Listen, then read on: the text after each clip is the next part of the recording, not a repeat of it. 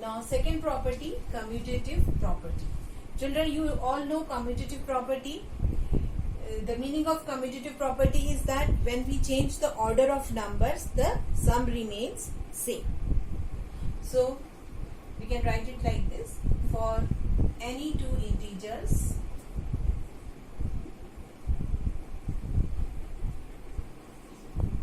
a and b, a plus b is equal to b plus a. When we change the order of the integers, the sum remains same. For example, if we take minus 3 plus minus 8, sum will be minus 11. Now if I change the order of these integers, if I take minus 8 first and then minus 3, still the sum remains same, that is minus 11. So we can say that integers are commutative for addition. Now children, you have seen that integers are closed for both addition and subtraction. But now I will show you that integers are having commutative property for addition, but they are not commutative for subtraction. That is, if I subtract a minus b and if I subtract b minus a, then the answer is not same. The difference of a minus b and b minus a is not same. So we say that a minus b is not equal to b minus a. This is the sign of not equal to. For example, if we subtract 7, let us take minus 7 minus 3. Minus 7 minus 3 will be equal to minus 10. But now if I change the order of these numbers, I have taken minus 7 as first integer and second integer is plus 3. Okay. I have found here the difference of minus 7 and plus 3. The difference is minus 10. Now I will change the order. First I will write plus 3.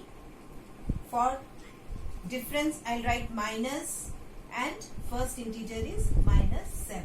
Now you know that if I have to solve it, it becomes 3 plus 7. And now the answer is coming plus 10. Here the answer was minus 10. Now here you are getting plus 10. So value of a minus b and value of b minus a are not same.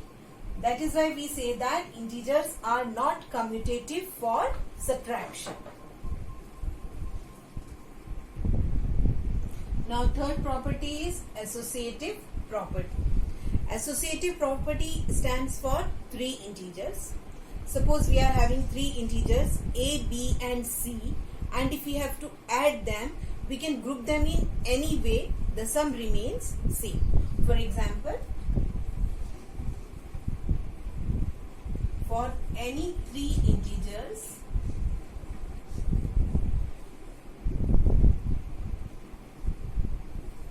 a, b and c,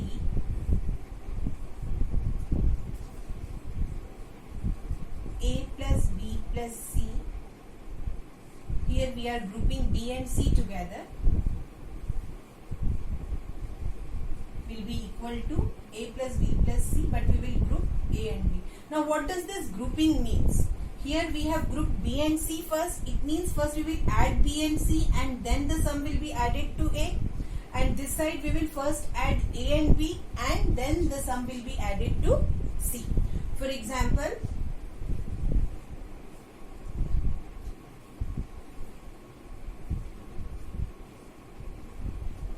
let us add minus 2,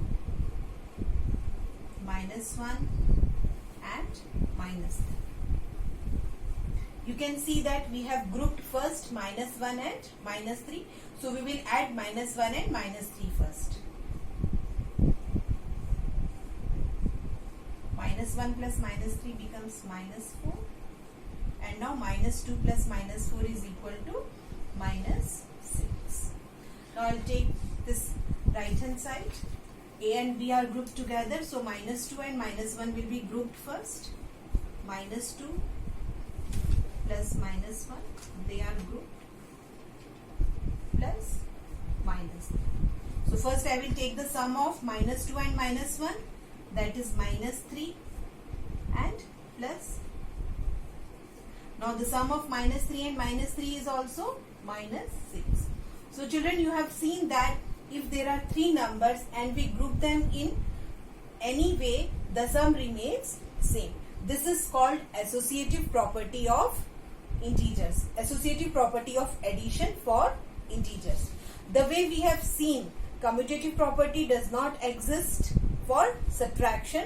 Similarly, associative property also does not exist for subtraction. Associative property for integers is there only for addition.